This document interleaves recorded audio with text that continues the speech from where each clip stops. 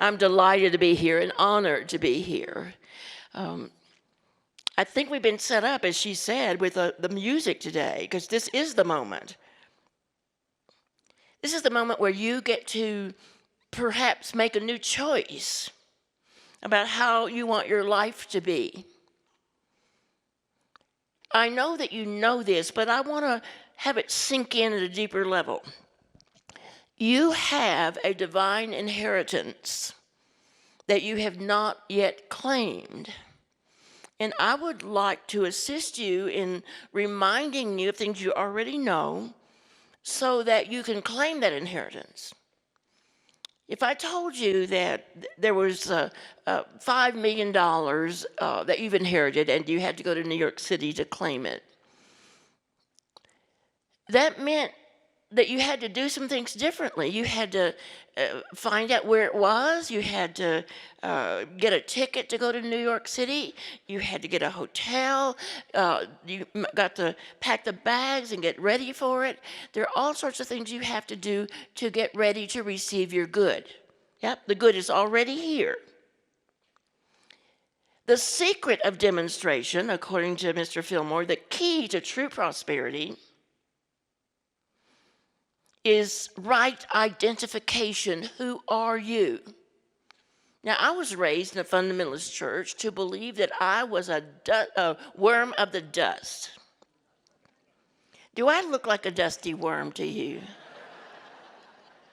I mean, I knew that couldn't be true. And a little bit later, I got a little higher understanding that I was a terrible sinner, but God still loved me. That felt a little better. And then I got the notion that I'm a child of God, and that was really great. I'm a child of God.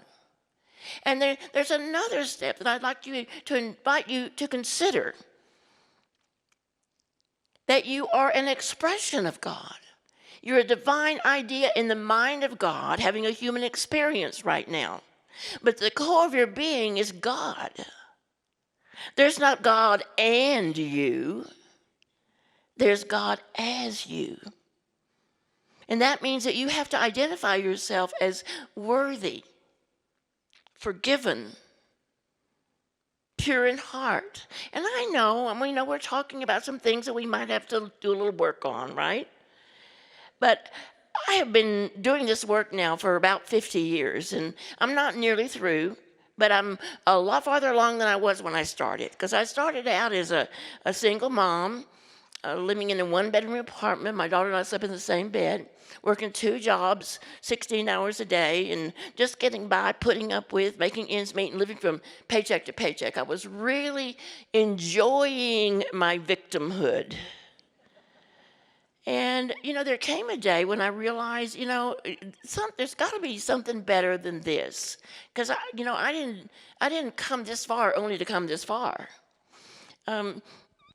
Michelle and I were talking earlier, and I was reminded of something a very wise teacher said to me early in my career. She tapped me on the arm, and she said, "Edwene, you're doing everything exactly right to live the life you're living right now." What? So if I want my life to be different, I've got to think and feel and act differently? Duh, yes, that's it.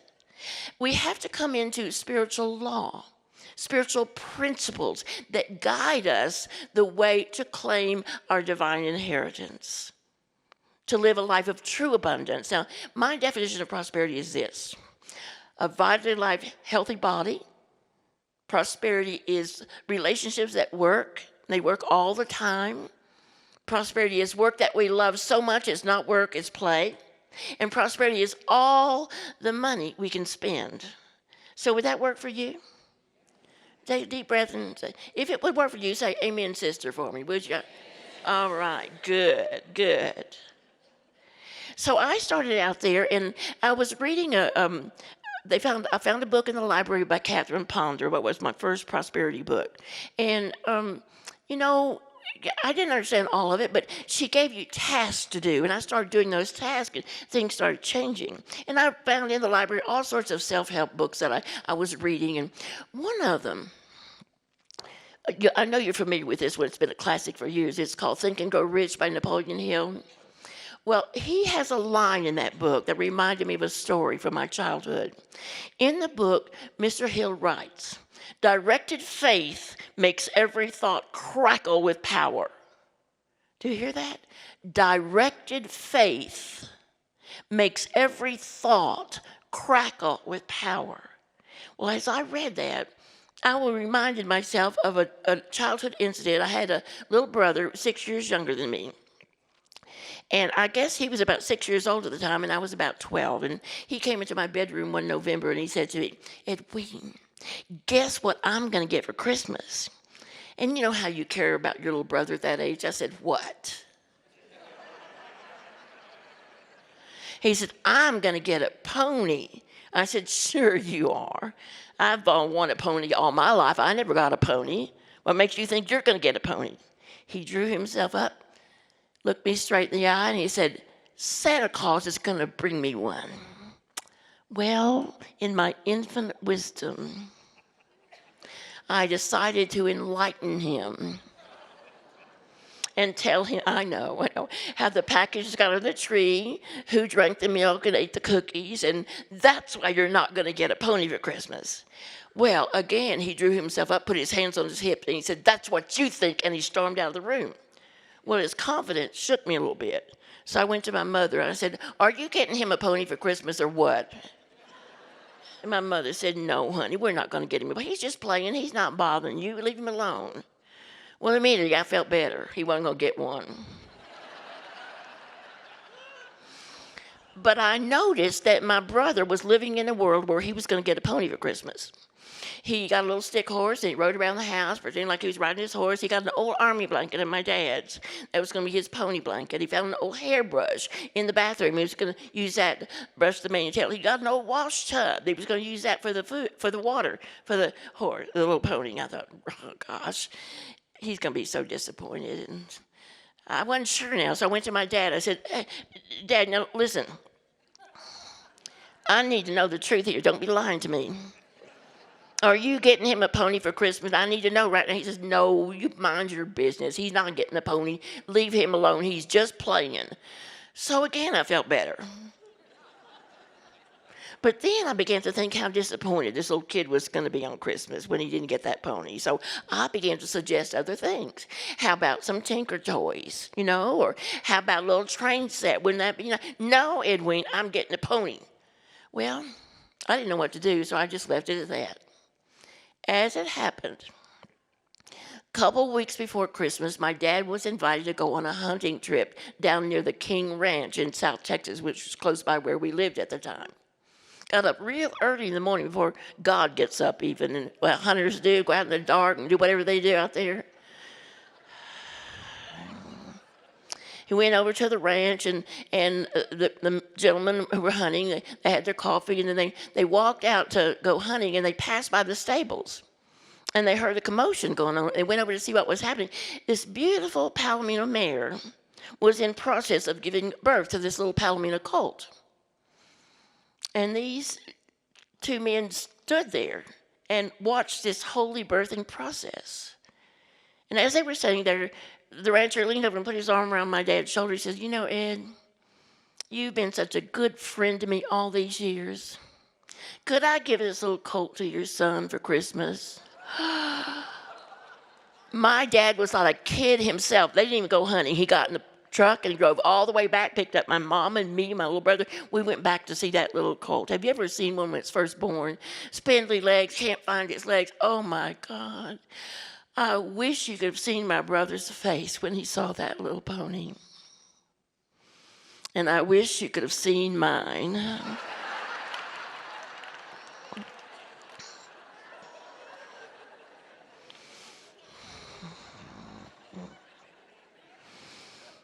But this rancher was a very sensitive man. And he could tell something was going on inside of me. And he came over, put his arms around my shoulder. He says, "Honey, I wanted your brother to have the little colt, but I wanted you to have the mare. You see, this is what happens when you have the courage to direct your faith toward those things which you desire. Not only do your dreams come true, but you lift up the spirits of everyone around you. And we have the power to lift the spirits of everyone in the world if we will just get busy doing our work, which is to come into alignment with these 4 spiritual laws I'm going to talk with you about. Now, that's the title of my book, The 4 Spiritual Laws of Prosperity, a simple guide to unlimited abundance. If you get the book today or you have it, I would love to sign it for you. In the book, I outline my journey from my holes in my shoes experience to the level of living where I live now. And it's been an amazing trip. During the first year of practicing these principles, I went from making maybe $7,000 a year to over $100,000 a year in 1 year. That was my first year of tithing. Spiritual law number 1 is simply that. We must acknowledge that we know that God is our source. God is my source. Say it with me. God is my source. Easy to say, but the law requires an action. And that action is in order to really acknowledge that we know that God is my source, we have to return 1/10 of all the monies we receive back to that person, place, or institution where we've received our spiritual food. It's called the tithe, T-I-T-H-E. The word tithe means 1/10. It does not mean 3%.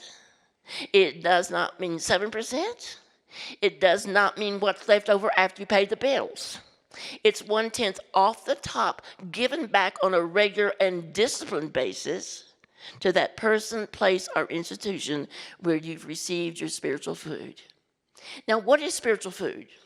Spiritual food is that which causes us to remember who we are, wakes us up and shakes us up and gets us back on our spiritual pathway. That's spiritual food. And if you're fed through this ministry, your tithe belongs here. But only you know. Nobody knows but you. Now, please hear this part. I'm not talking about giving to charity. It's a wonderful thing to do, and I give to hundreds of charities. But the first 10th is holy. It must go back where you're fed spiritually. Over and above that, you give to any charity or anybody you want to give to. The mystics say that if you give your tithe to need, you're creating need in your own life. That's why many very giving people find themselves living just at the line, the poverty line almost. And they're wonderful giving people. But the first 10th belongs to God. It's a conscious action we take to acknowledge that I know that God is my source. We'll talk more about that this afternoon, get all the questions answered. Spiritual law number 2. We're required to forgive everybody all the time, especially ourselves. Now, I've done a lot of forgiveness work in my life, and I continue to work on it on a daily basis. And one of the things I've noticed about my own forgiveness process is the only people that I ever have to forgive are those people who don't do things my way. There seem to be a lot of them, too. And many of them drive in Denver, I'm just saying. So a forgiveness technique that I use every night before I go to sleep, and I ask you to begin, if you will, to do something that serves you the way this serves me. I ask myself in prayer, have I put anyone outside my heart today? And usually I have. There's some poor soul that did not get Queen Edwene's edict about how to behave on planet Earth, so it's off with their heads. So I have to spend some time forgiving them for not understanding what my rules are. Forgiving myself for being so judgmental and self-righteous, and forgiving the situation and just letting go of any emotional attachment to that, and genuinely forgiving myself. And then I look and see what was going on here. It's always the same issue for me. The issue under every one of my judgments is a control issue. I know how you ought to behave. To hear that, I'm working on it. Pray with me. We'll talk more. I learned an interesting thing, and I'll talk about this afternoon, but I learned, and I believe, I'm not saying this is a law, but I believe that all financial debt is about unforgiveness. And we'll talk later about that, and I'll give you, you can ask any questions you want to. Spiritual law number 3, we're required to set clear-cut, tangible goals. What do you want? What exactly do you want? And are you willing to direct your faith toward receiving them? You see, my little brother had no doubt he was going to get a pony. Yeah? He had no doubt whatsoever it was going to be there. And that is the faith of a mustard seed. We can move mountains. Yeah? I spoke with a young man this morning after the first service, and he was saying that he loves these principles, but he hasn't done the one on goal setting. And I challenged him to do it today. Because if you don't set goals, you understand you're at cause in your universe. You're not a defect. You're not the victim. Everything in your life you created. Poke your neighbor. I think she's talking to you.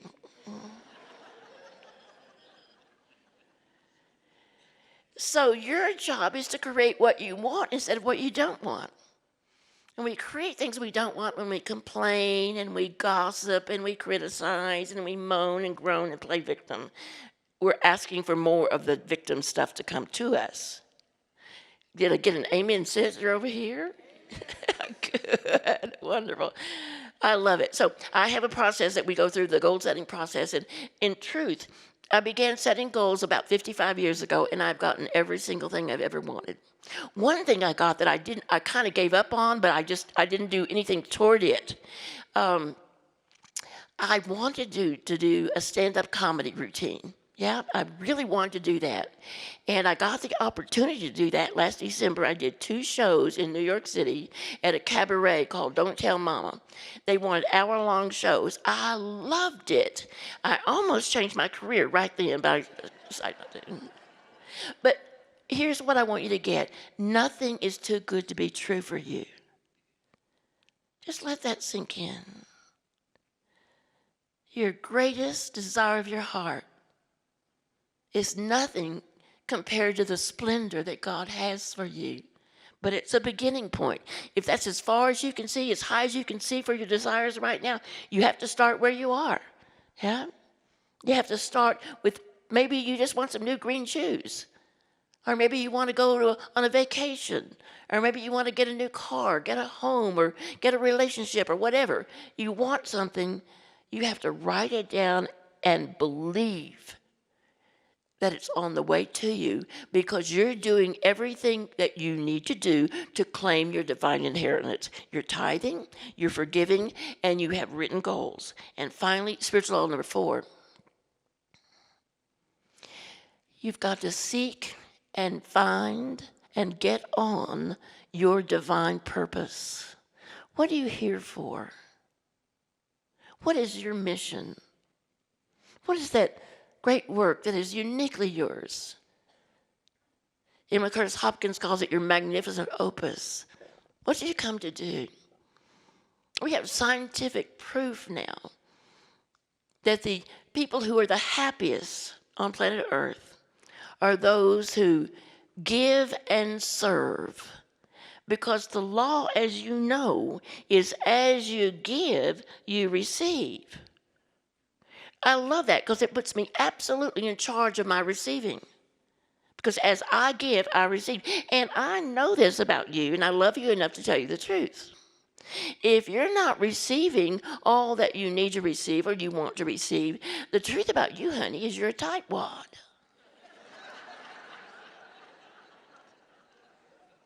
So I'm asking you to take this moment to step outside your comfort zone and give yourself permission to play with the big kids.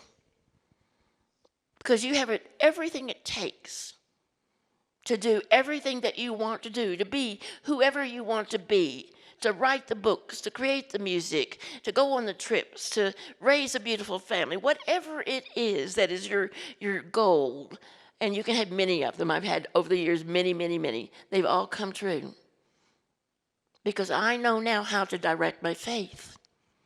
I choose to honor God, to acknowledge that God is my source. God doesn't need my money. I need to do that to keep my faith firm. Tithing is a great faith builder. And I challenge you today to tithe for 6 months on a disciplined basis. Keep records of the divine surprises and the goals that come true. And I'll guarantee you, if you'll go for 6 months and do this work, you will never stop, because it will amaze you how many ways God has to bring your good to you. Ideas that you haven't even thought of yet, but they're there waiting for you to ask. The scriptures say you have not because you ask not. And that was one of the primary teachings of Jesus Christ. Ask and you shall receive. So your asking is actually setting your goals. That's the way you ask. Yeah. And so when I set my goal to be do a stand-up comedy routine in a show, I wrote, I now have the opportunity to do a stand-up comedy routine. So you put it in the present tense that it's already here. Yeah? Because everything is already here at the level of absolute. And we're living in two different dimensions at the same time, the absolute and the relative. Yeah? The relative is perhaps my feet hurt. Yeah? And the absolute is my feet are perfect. Both are true. Can you live there? The mystics say walking that divine point that we call the razor of truth makes you a worldwide mystic. And that's who you are. I believe that all of us are grassroots mystics. And we're here to lift ourselves up and remember the teaching that Jesus gave us when he said, if I be lifted up, I will draw all men unto me. And that's your job, to lift yourself up. In the process, you'll lift up the entire world. There's something in you that is so holy, so precious, made in the image and likeness of the Most High God. And that means you have within you all of the attributes of God, the wisdom, the understanding, the love, the patience, the creativity. All that is within each one of us, but we have to access it. And I've given you simple tools to begin the process of accessing your divine inheritance right here, right now, today. I challenge you to begin. So let me close this morning. A workshop this afternoon starts at 2 o'clock. There's no charge for it. It's on a love offering basis. Now, I know that some of you may think that you have other plans.